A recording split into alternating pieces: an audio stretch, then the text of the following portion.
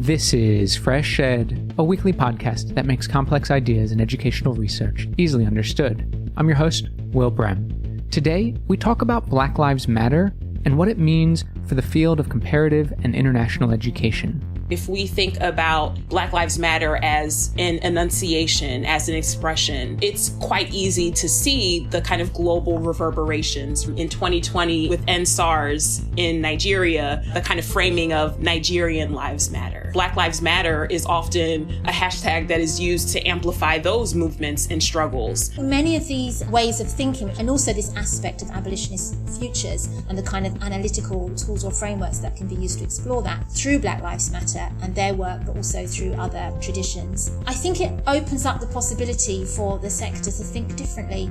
With me are Sharon Walker and Krystal Strong, who have recently co-edited with Derron Wallace, Arathi Sriprakash, Leon Tikly, and Crain Soudien a special issue of Comparative Education Review entitled Black Lives Matter and Global Struggles for Racial Justice in Education.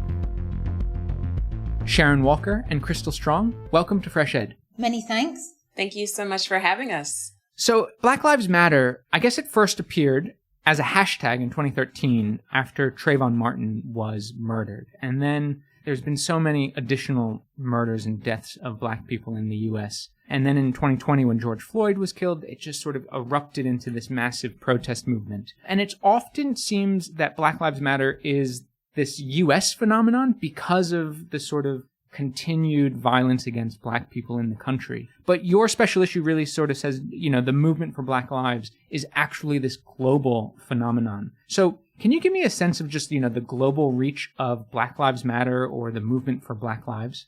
We have been really intent in this special issue on, number one, as you mentioned, bringing together a set of pieces that really do sort of affirm and think through the global implications of Black Lives Matter, as we say, a rallying cry as an organizational formation and also as a decentralized movement, but also taking very seriously the often underappreciated internal globalism within the movement. So, for example, if we think about Black Lives Matter as an enunciation, as an expression, it's quite easy to see the kind of global reverberations, right? We saw in 2020 with NSARS in Nigeria, the kind of framing of Nigerian lives matter, right? Or when people are victims of state violence, and particularly anti-Black state violence, Black Lives Matter is often a hashtag that is used to amplify those movements and struggles.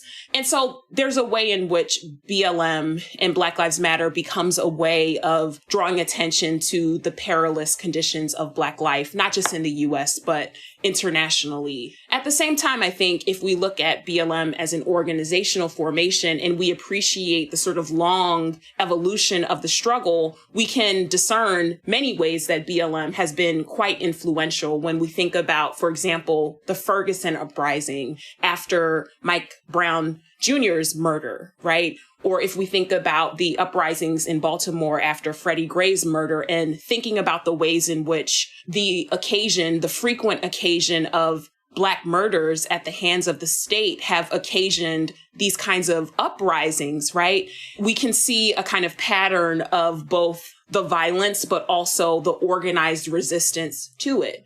And I think certainly we saw that in 2020 after George Floyd's murder, where there were solidarity protests all around the world in historic numbers in many cases. But I think, part of what we really try to draw attention to is, number one, the kind of internal attention within the movement to globalism. It's actually one of the guiding principles of Black Lives Matter, the organization, but also really thinking sort of transnationally about its impact on how we think about anti-Blackness, right, as a structural and global phenomenon, how we think about state violence, how we think about how that is expressed within schooling, within educational experiences, and how we also think about sort of transnational movements that BLM gives us an opportunity to understand. And just adding to what Krystal has said, and particularly when we think about the kind of demonstrations, etc., that have occurred in 2020, and I think that was a real kind of signal to the fact that these issues are global. that people were kind of rising up all around the world. And I think that's significant because I think one of the things that,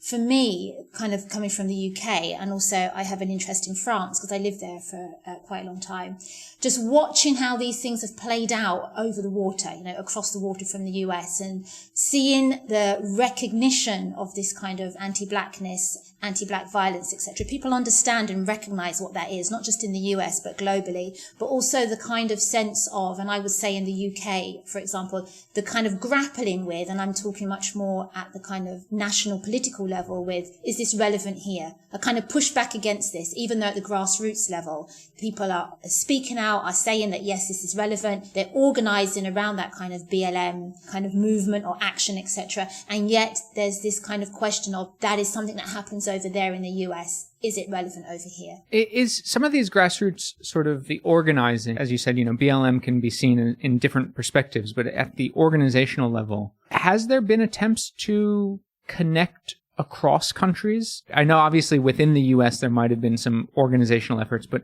how about transnationally in a way? I think that here in the UK, there has been organising around the kind of Black Lives Matter. So, for example, we have blacklivesmatter.uk.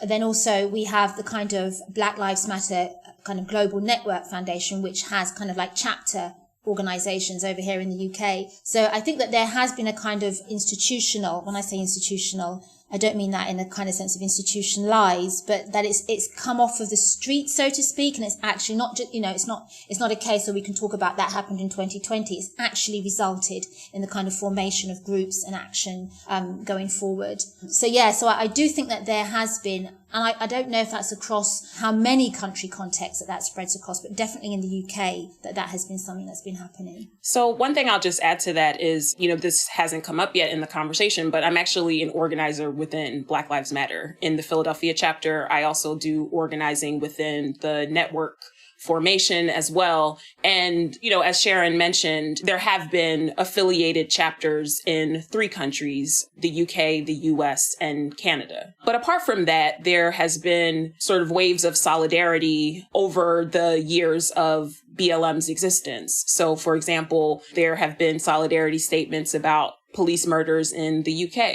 in Brazil, Australia. There have been a few different groups of BLM organizers who've gone to places like Palestine to learn from the struggle in Palestine. And there were some pretty viral interactions between Palestinian organizers and folks in Ferguson during the Ferguson uprising, giving suggestions on how to prepare for tear gassing and a particular kind of repressive state violence and counter, to counter an active uprising. And also there have been BLM organizers who've gone in solidarity to places like South Africa to learn from their struggles. And so there are those kinds of formalized and established relationships that have been developed. But also, as I mentioned earlier, globalism has been named as a emphasis and also a intentional guiding principle. And, there's ways that we can understand that as an aspiration, right? That is kind of sought to be realized, but we can also look to tangible examples of solidarity efforts and certainly the ways that folks around the world have really taken up the mantle of BLM and thought with it and amplified struggles. Recognizing that there is certainly a centralized locus of focus in the US, right? But that does not mean, and it certainly is not the case that, there's an interest in an understanding of the transnational scope of the problem of anti-Blackness and state violence. So how does BLM understand the idea of globalism as sort of a guiding principle, as you said, an aspiration? One of the things that we were quite intentional about within the special issue was taking very seriously the movement knowledge that has been generated within Black Lives Matter, which is an organization, but also the Movement for Black Lives, which is a larger constellation, a transnational constellation of organizations, right, that are Black-led and that sort of coalesce around fighting against state violence and for Black liberation. But within the 13 guiding principles of Black Lives Matter, globalism is defined in the following way. And this is a quote: "We see ourselves as part of the global Black family, and we are aware of the different ways we are impacted or privileged as Black folks who exist in different parts of the world. And so part of what we hear in this and what we can discern in this is a sort of understanding of African diasporic kinship, right? But also an understanding of the ways that Blackness and Black experiences are tied together in many different ways, including through sort of common experiences of oppression, and also the realities of white supremacy and anti-Blackness as global structures that require global struggle. How is the movement for Black Lives or Black Lives Matter, how is it connected to schools, if at all? Or maybe just education more broadly? I think that from what I see, I think there's been a much more kind of expressive application of BLM in schools in the US. So like the Black Lives Matter in school movement, for example. And I think that that's something that's very concrete. And I'm sure in a moment that Krystal will give more information on that. When I look at that, when I look at what's happening there, and then I kind of ask similar questions, for example, to think, right, what has been happening in the UK, for example, around Black Lives Matter in school? We haven't had that kind of similar Black Lives Matter in school movement, kind of activism and teaching that's very much grassroots and is kind of reaching across schools. Although I think particularly in the immediate aftermath of George Floyd, there was a lot of activity, not in the sense that there wasn't any before, but it kind of coalesced around that kind of 2020 experience and kind of brought to the fore many of the things that were happening. And so, for example, there was kind of reports in the newspaper about not only teachers, but actually young people requesting for a different kind of curriculum. And so one of the examples is been the Hackney curriculum, which has been developed in Hackney, and which teachers and children have actually requested. They've wanted to see a change in what they've been learning, etc. And so, and then, you think about things like, I'm sure you've been onto the BBC educational website. Around that time, lots of new resources came out. Admittedly, they didn't necessarily focus on British Black politics, which is, again, interesting. So, they kind of went around the world and looked at key people in other global contexts, people like Nelson Mandela, Martin Luther King, etc. So there's an issue to be raised there. Young Black people in Britain, it would be good for them to learn about Black British history and Black British politics, but maybe that's for another conversation. So I think that there has been action and activities in schools, but I don't think it's been, from what I understand, as organised as it has been in the US today. And I also think it's quite interesting, again, in the UK context, and this is also true for the French context, that although there was this kind of initial celebration of Black lives and the kind of, the recognition that we need to support Black Lives Matters, etc., that since that time we've had some really strong pushbacks, even, if you think at the kind of government level, talking about the kind of political impartiality in schools, which has really pushed back against the teaching of Black Lives Matter, the teaching of curriculum, of critical race theory, rather. And so we've kind of had a real double-edged experience of, on the one hand, the kind of euphoria around Black lives that, from 2020, a few years onwards, but now this kind of pushback, and even using the kind of like the language of safeguard and how we need to safeguard children against this kind of teaching that might be happening in schools. So yes, I think we've had a bit of a double experience on this side of the water. In Hackney, it's like a different world in a way. But then at the national level, there was something called the Sewell Report, as I did a show on it. That's correct, because that's been very significant, because, the kind of commissioning of that report came out on the back of the demonstrations in 2020. The idea being that the government commissioned a report. They wanted to look at I can't remember the exact expression that they use now, the state of race relations or something within that kind of broader context within the UK to see, what the issues and the problems are. And and as you well know, the report was slated, or it received a great deal of criticism, for many different reasons, including in the education sector. For example, there was questions about the type of data it drew on, the questions it asked, who it engaged with, for example, and also whether there wasn't already a slight ideological push behind the report, even before it was, researched or published, in that there's not a real acceptance of the idea of institutional racism, for example. And so therefore, any findings from the report would therefore speak against that. And I think that all people wanted was a fair engagement with the evidence that's out there, what we know from quantitative and also from qualitative research. But I don't think that was given a really fair hearing within the report, really. It's a really interesting sort of overview of what's going on in the UK in terms of this moment where everyone's talking about it, really pushing change, and then sort of this backlash and this counter narrative that has now arrived in a way. Krystal, what about in the US, or at least maybe in Philadelphia, where you have been sort of working with the BLM chapter? There has been a very important connection connections, instead of connections and growing connections between Black Lives Matter and schools since 2016 here in the US. In 2016 in Seattle, there was a BLM day of action at a local public school. But then in 2017, after hearing about the day of action in Seattle, Philadelphia educators, through the Caucus of Working Educators, which is a teacher organizing formation, decided to create BLM at Schools Week of Action. You know, the local BLM Philly chapter was supportive of this week of action from the beginning and has retained a relationship with the organized teachers who pioneered it and have, through their organizing efforts, BLM at Schools Week is a movement in its own right, as a matter of fact, that has spread to school districts all around North America, as a matter of fact. And so it's gone from a day of action to a week of action to a year of purpose.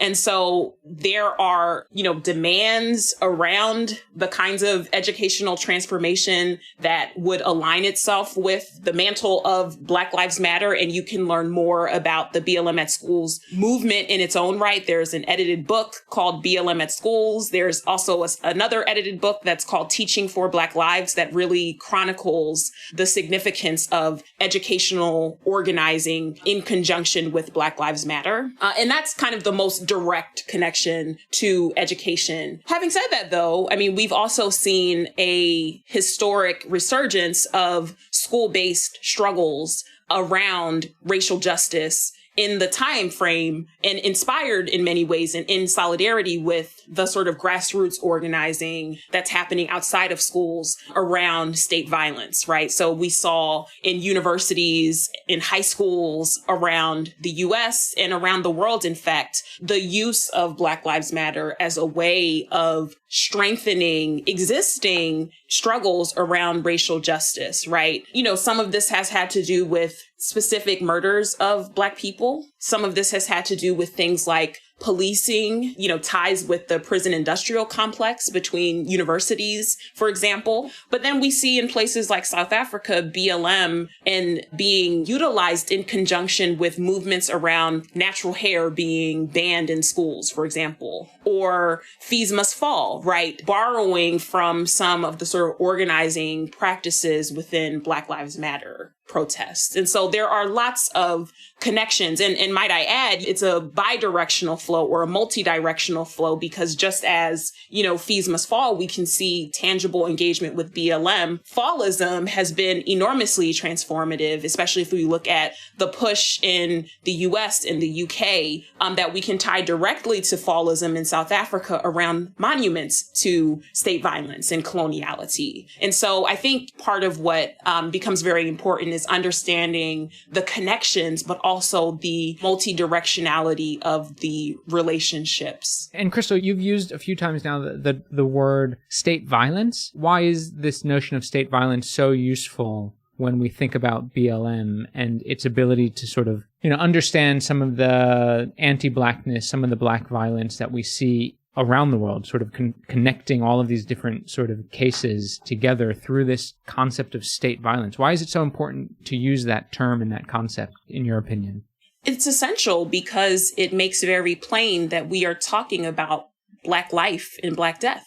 And we are talking about the specific vulnerability, the disproportionate vulnerability of Black people to violence at the hands of the state. And so there is a very important way of thinking about this that Ruth Wilson Gilmore has offered to us. She describes state violence, and this is a quote here, as the state-sanctioned or extra-legal production and exploitation of group-differentiated vulnerability. And that is an incredibly important sort of framing, right? This idea of group-differentiated vulnerability. This is a framing that you can find used within the movement, but even, outside of a more sort of academic understanding of what state violence is, the movement itself has been very important to drawing sort of public attention to these spectacular instances of Black or violence against Black people that we might not know about if not for smartphones, if not for hashtags, if not for viral recordings, right? They might otherwise be swept under the rug, right? Especially if we think about the over 8-minute video of George Floyd. If there was no video, 2020 might look very different. But one of the things that we talk about in our introduction and that we give credit to is the fact that it's from within the movement that we see incredibly important intellectual and political pivot to the language of state violence. So in 2012, there was a report that was released by Malcolm X Grassroots Movement, which is a Black liberation organization. They released a report called Operation Ghetto Storm, which in its language was attempting to draw a connection between Desert Storm and sort of U.S. imperialism abroad and militarism abroad to the militarized experiences of Black folks in urban communities, in particular in the U.S. And so one of the things that the report did was it documented extrajudicial killings of Black people. And they defined extrajudicial killings and state violence as these sort of murders of Black people at the hands of not just police, but also security guards and vigilantes like George Zimmerman, who murdered Trayvon Martin. And so part of what that report did is with sort of painstaking documentation, drew attention to these specific instances of police murders and also, just broader murders of Black people, and came up with a statistic that was incredibly essential to mobilizing around state violence. And they said that every 28 hours in the U.S., a Black person is murdered by the police. And so state violence becomes very important as a frame for understanding the specific vulnerability of Black people to death at the hands of agents of the state. I think the emphasis by Krystal, or rather by Ruth Gilmore, on that kind of group differentiated vulnerability, I think that is so significant to grasp, because I think sometimes you might hear people speaking in lay terms, etc., and they might say, it's the community, or they've brought it on themselves, or it's the individual, and I think that when we think about state violence, what it really grasps is the idea that this is not happening by accident. This is something which is almost baked into the framings of the state. And it's something that is not just happening, for example, in policing, it's in law. Everything is connected. It's all working together. And I can imagine that someone listening to this will kind of be thinking, you're kind of talking about a conspiracy theory. Everyone's kind of got it in for Black people. But I think the thing that we need to remember is when we think about how states are organized today, we have to think about this historically in the kind of historical context. When you think about the vulnerability, the US is a clear example, the vulnerability of Black bodies in the US, this goes back a long way back into colonial times. And it wasn't as if there was a date in time where everybody said, right, now that way of thinking has stopped. And it continues. And so we have to kind of think about these connections with yesterday and how they kind of feed into the kind of states that we have inherited today. And I think that what Black Lives Matter draws attention to is that these ways of thinking and acting and being in the world is the word endemic to the state. This is how the state is working, and hence why not just in the US, but I can think of examples in the UK and other contexts as well, where Black life is vulnerable as a result of these kind of historical, which have now become contemporary ways of acting and being in the world. And if I can just add on to that as well, I think part of what Sharon is sort of amplifying here is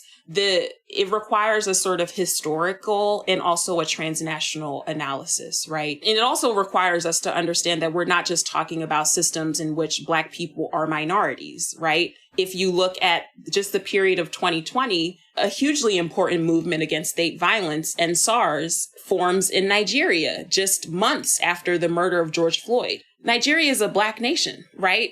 And so we have to understand that state violence is not just simply about sort of white settler colonialism. It is not simply about, a sort of non-Black state agent who is murdering a Black person. It's about a sort of structure of the state, right, that is connected to colonial power, that is connected to racial capitalism, right, that is connected to a particular version of the state that exists.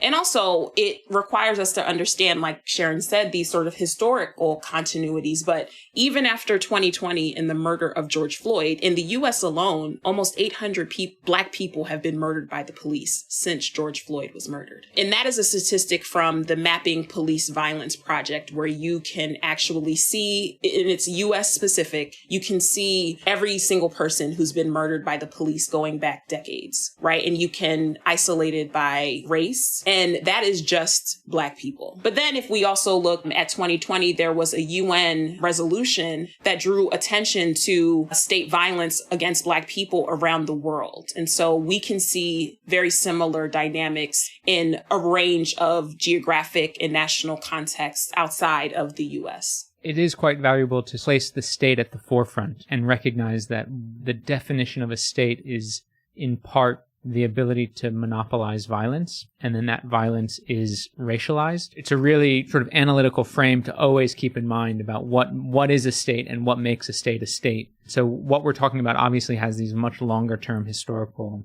connections to state formation and how states operated. So in your special issue, you make this really important point, in my opinion, that when you look at the movement for Black lives, it's only not about like recognizing and talking about sort of the violence against Black lives and the problems of state violence and problems of anti-Blackness, but it's also to really recognize that this movement promotes the full freedom and flourishing of Black people. It's this rather positive movement, right? That it is creating and generating these new spaces for Black lives to thrive. So can you tell me sort of what are some of these generative aspects of the BLM movement? And I think one of the things that I find very exciting, and I think BLM is a part of this, and I'm going to use the word kind of intellectual tradition, and by that I don't simply mean people who reside in academia. You're talking about artists, people who work in theatre, in music, the kind of thinking of ideas and kind of pushing the frontiers of how we think. I'm really excited by when I think about discussions around Black optimism,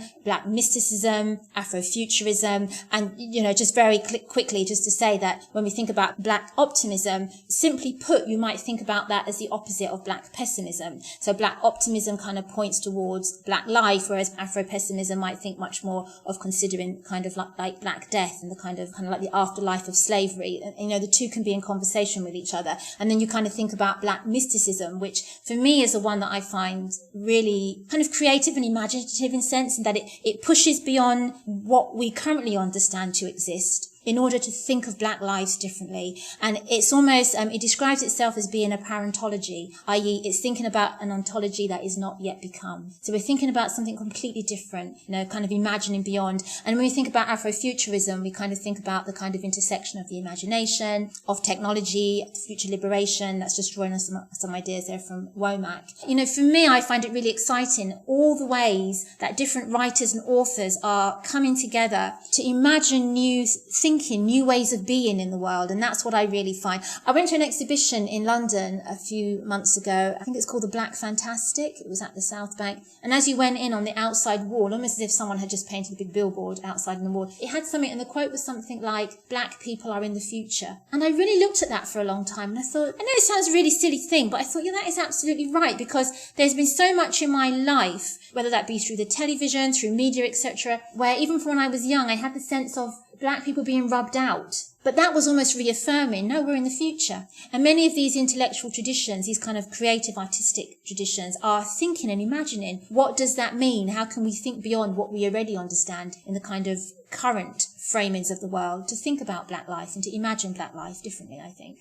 One of the things I find most frustrating about some of the popular discourses around Black Lives Matter is the sort of framing of it as this destructive movement. And it's frustrating because as someone who's like actually within the movement, there is such an important emphasis on Black joy, Black healing, but also the creation of life-affirming institutions like schools and mutual aid projects, and making sure that people have their needs met, and basically thinking about what would create the conditions for Black people and all people by extension to thrive. And so I'm going to call on a few scholars who I think really remind us of the fact that alongside Black struggle, right, in Black oppression, there is always hope. There's always the kind of freedom dream, right? And that's invoking specifically Robin Kelley, who helps us see how Black people are always nurturing freedom dreams, right? And then you look at someone like the abolitionist Mariam Kaba, who talks about hope as a discipline, right? And who talks about abolitionism as an expression of hope. And then you look at someone like, again, Ruth Wilson Gilmore, who tells us that abolition is about presence, not absence, right? And so some of the ways that we attempted to engage this aspect of BLM and ensure that people understand that apart from the protests, apart from, these kind of mass mobilizations, that people are ultimately building, envisioning something beyond this structure and experience of anti-Blackness, of state violence, of racial capitalism, that all work in conjunction with each other. And we focus on two particularly robust sort of frames and aspects of the sort of movement generated knowledge production around this. And one is the 13 guiding principles, which have come up a bit in our conversation so far. But if you were to read the introduction to the special issue or even Google the 13 guiding principles, you would find, perhaps surprisingly, a robust sort of vision for sort of the kind of principles that offer a very clear articulation of what Black freedom is about, right? And not just what BLM stands against.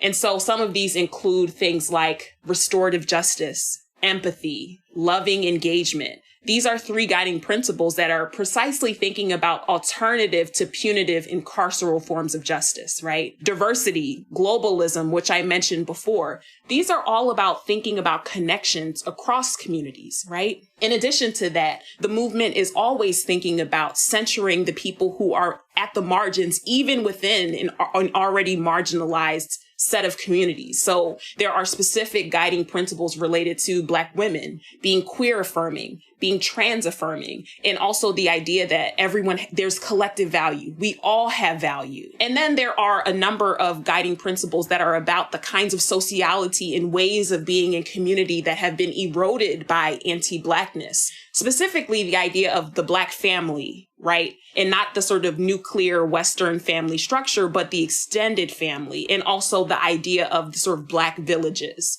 And then one of my favorite is the idea of unapologetic Blackness. We have nothing to apologize about when it comes to affirming Black people and affirming Blackness. And so I think those guiding principles offer those kind of generative ideas about, well, what would a world look like? What would be the values of a world that nurtures and affirms Black people, right? And then the other thing I'll just sort of mention briefly is if you were to look at the Movement for Black Lives website, there is something called the Vision for Black Lives, which is an incredible policy platform that offers an incredibly well thought out and deeply struggled around proposal for the kind of policy initiatives around economics, around schooling, around prisons, around reparations that would ultimately create a world that supports Black people and that ultimately undoes many of the sort of policy formations that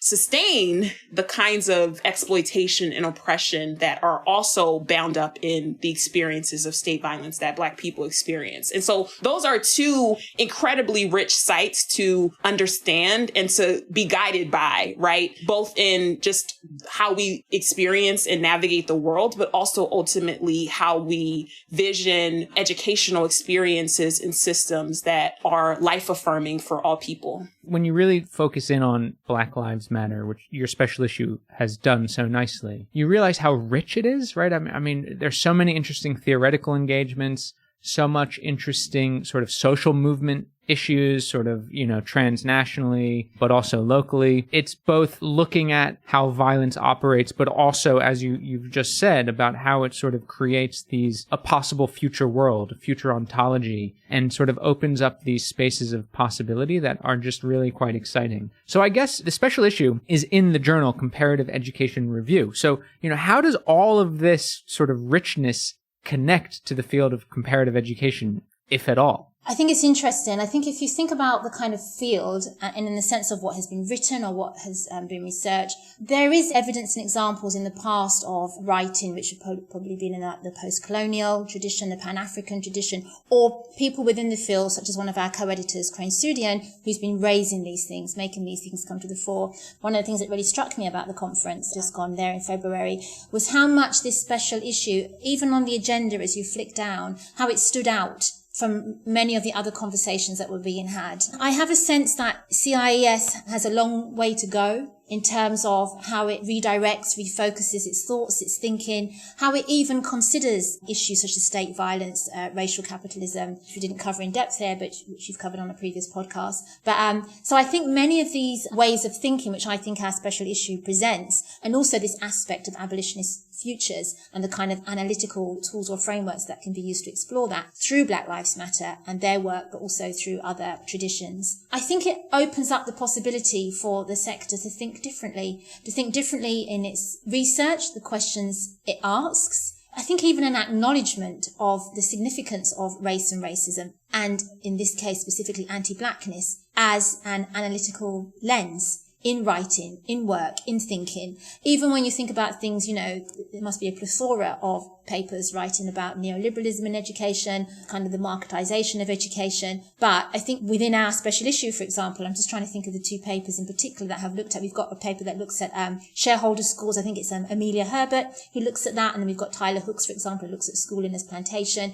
Bringing another way of asking questions about those things that have been repeated and repeated and repeated, and yet nobody, by some, I think Charles W. Mills would call it a kind of white ignorance, have neglected to even draw attention to the fact that our world is racialized. And this must have an impact in CIES, in the world of education on an international, local, national level. So for me personally, I think the field has a long way to go. I would tend to agree that there is a long way to go. And I think, part of the space that we have been hoping to expand with this conversation in the special issue is not only sort of drawing attention, as Sharon just mentioned, to what a particular focus and analysis around anti-Blackness. We can't, of course, deny the ways that people have been attempting to grapple with and advance a conversation about race, racism, colonialism, imperialism within the field of CIE. However, how are we thinking about the specific intersection of anti-Blackness within that? Right? How are we thinking specifically about what is distinct about Black people and Black people's experiences in relationship to these structures?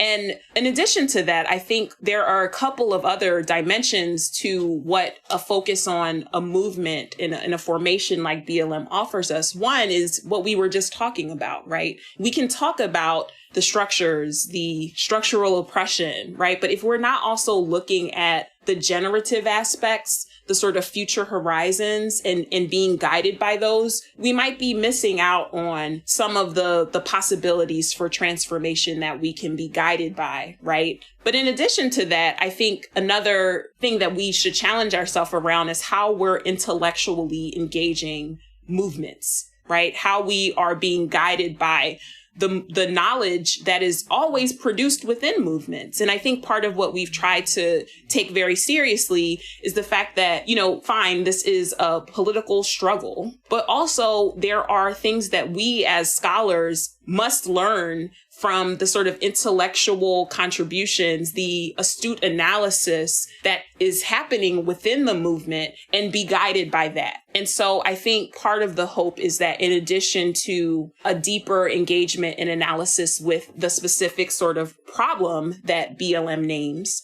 that we also think about how we as scholars are engaging with movements and how we are guided by the demands and visions that emanate from within those struggles. Well, Sharon Walker and Krystal Strong, thank you so much for joining FreshEd. Congratulations on your new special issue. Thank you so much for having us. Thank you. Thank you for having us. Sharon Walker is a lecturer in racial justice and education at the University of Bristol. Krystal Strong is an assistant professor of Black Studies in Education at Rutgers University.